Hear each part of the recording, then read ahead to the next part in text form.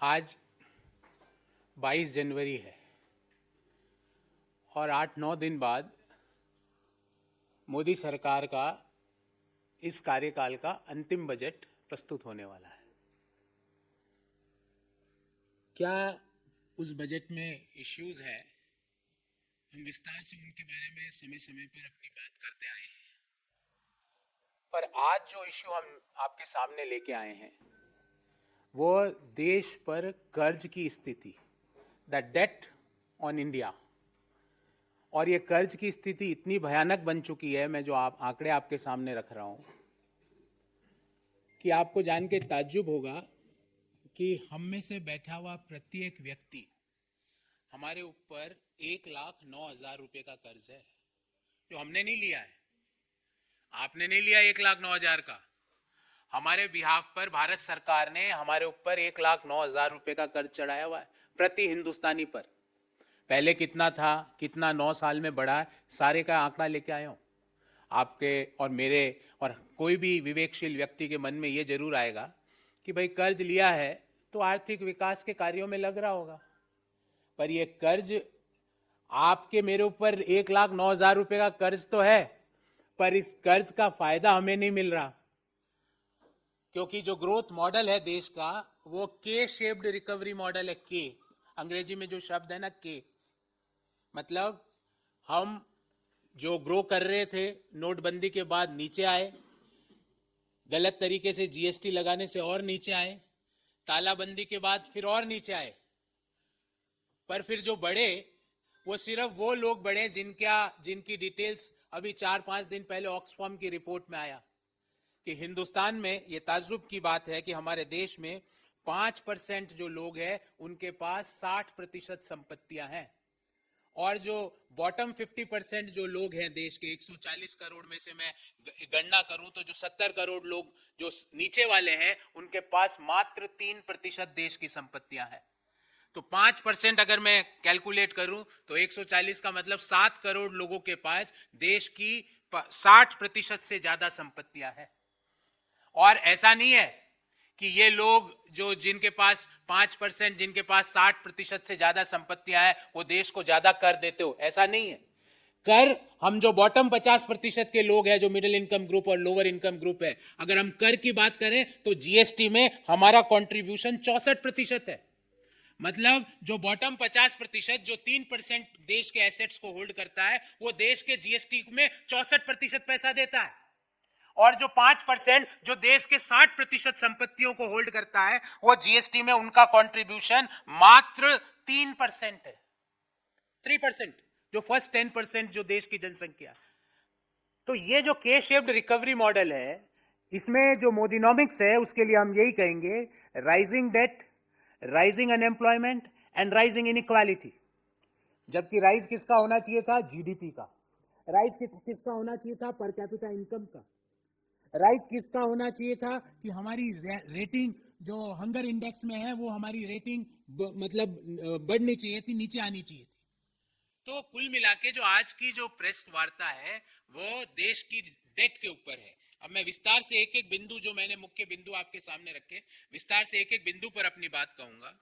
जब मोदी सरकार ने सत्ता संभाली तो देश के ऊपर टोटल कर्ज था 55 लाख करोड़ रुपया, 55 लाख करोड़ रुपीस, और 2023 मार्च 31 को अनुमानित है, भारत सरकार का आंकड़ा दे रहा हूं, अनुमानित है 155 लाख करोड़ रुपया। मतलब 55 लाख करोड़ रुपया हुआ सन 1947 से लेकर मार्च 31 2014 तक, और मार्च 31 2014 से लेकर मार्च 31 2023 में हो गया 55 का 155 लाख करोड़। आजादी से लेकर 2014 तक प्रति देशवासी पर कर्ज था 43,000 रुपया, जो मार्च 2023 में भारत सरकार के आंकड़ों के अनुसार रहने का अनुमान है 1,09,373 रुपया। और मैंने पिछले 9 साल का पूरा आंकड़ा बनाया, एक टेबल आपके सामने रखूंगा। इस टेबल में प्रति वर्ष भारत सरकार ने कितना कर्ज लिया और पर कैपिटा कर्ज देशवासियों पर कैसे चढ़ा। जो मार्च 2014 में 55 लाख करोड़ का कर्ज था वो 155 लाख करोड़ का कैसे हो गया? मोदी जी, ऐसा क्या हुआ कि पिछले 9 सालों में जो कर्ज है वो 2.5 गुना से भी ज्यादा बढ़ा है। 43,124 से रुपये से बढ़कर 1,09,373 रुपया। पिछले 9 सालों में प्रति हिंदुस्तानी पर कर्ज बढ़ा है 66,249 रुपये। 66,249 is the increase per capita debt on every Indian in our country. ऐसा क्या हुआ कि 155 लाख करोड़ रुपया हो गया? जो टोटल कर्ज 31 मार्च 2014 को 55 लाख करोड़ था, वो 155 लाख करोड़ कैसे हो गया? और ये पैसा किसके उपयोग में आया, उसका ब्यौरा दे देता हूं।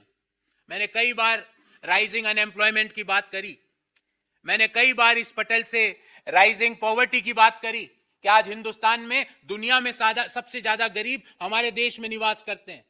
पर आज आपको राइजिंग इनइक्वालिटी की बात बताता हूं कि ये कर्ज हम ले रहे हैं, हमारे प्रत्येक देशवासी के ऊपर चढ़ रहा है।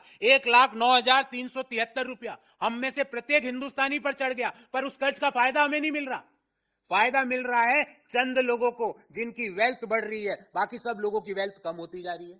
और ये मैं नहीं कह रहा, जो मैंने आपको 55 लाख करोड़ से 155 लाख करोड़ बताया, ये भारत सरकार का आंकड़ा है।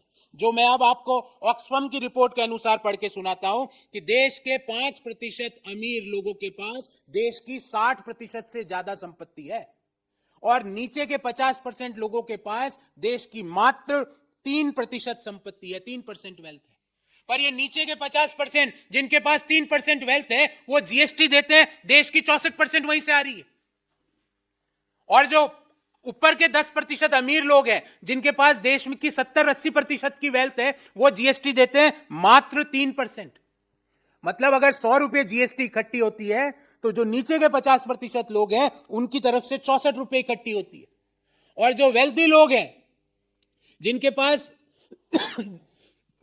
देश की 60% से ज्यादा संपत्ति है, वो सिर्फ 3% जीडीपी देते हैं। तो कर्ज ले रहे हैं हम सब लोग, आप लोग, मैं, हम जैसे करोड़ों लोग। बेरोजगारी की बात ही नहीं कर रहा, उसका विश्व रिकॉर्ड तो रोज बढ़ता जा रहा है। कर्ज हमारे ऊपर चढ़ रहा है, और फायदा उस कर्ज का किनको हो रहा है? उन खरबपतियों को जिनकी संख्या दिन ब दिन प्रत्येक वर्ष बढ़ती जा रही है। रिपोर्ट आती है कि इस वर्ष भारत में इतने खरबपति हो गए, पर रिपोर्ट कभी भी यह नहीं आती कि हिंदुस्तान में दुनिया में सबसे ज्यादा गरीब आज हिंदुस्तान में है। रिपोर्ट कभी यह नहीं आ रही कि कोरोना के दौरान जितने लोग दुनिया में गरीबी में गए, उनमें से 79% लोग हिंदुस्तान के थे।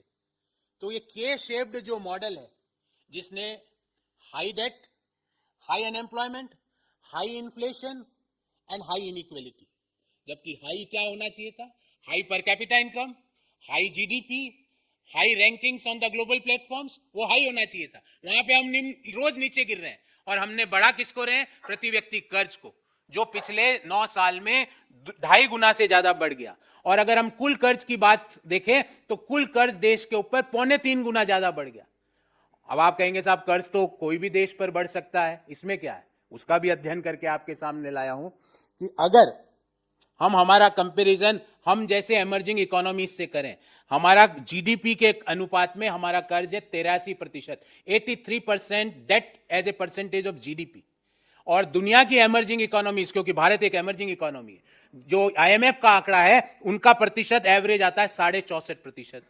तो मोदी जी, ये 20% ज्यादा कर्ज क्यों ले रहे हो आप जीडीपी के? जो दूसरे देशों को उसकी जरूरत क्यों नहीं पड़ रही, जो आपको पड़ रही है? और इस कर्ज जो हर व्यक्ति के ऊपर जो आपने 1,09,373 रुपए का कर्ज चढ़ाया, उसका फायदा उन व्यक्तियों को क्यों नहीं मिल रहा है? उसका फायदा सिर्फ खरबपतियों को क्यों मिल रहा है? देश में इनइक्वालिटी को क्यों ये कर्ज बढ़ा रहा है?